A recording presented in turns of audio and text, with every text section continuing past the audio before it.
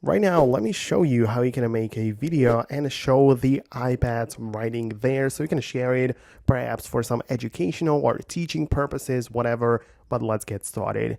So in order to capture what's going on the screen, we need to set up the screen recording, and this can be found in the control center. When you swipe down from the top right corner, you need to look for the screen recording toggle or a button like this.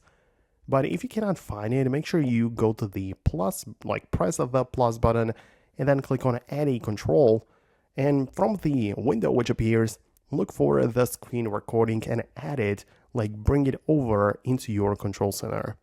Then once you have it there, you can also decide if you want to capture your voice or not by enabling or disabling the microphone, which appears when you hold down on the toggle, right? So you can click on it and have it turn on or off.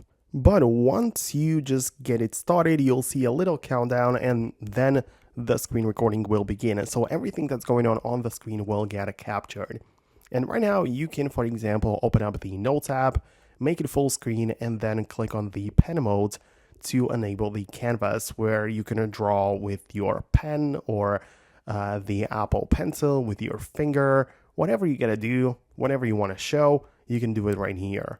A lot of people use this feature to share their keynote presentation where you can just play that, and also use Apple Pencil to just like annotate over it or emphasize some points, draw your things which pertain to that presentation, right? So it is very useful if you want to share your thoughts that way, right? But once you're done, click on the button for the screen recording to stop it, and then the video will be saved in your gallery, like alongside all of your other photos and videos.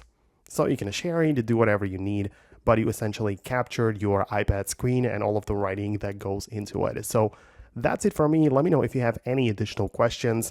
Thanks a lot for watching, and I'll see you later in the next videos.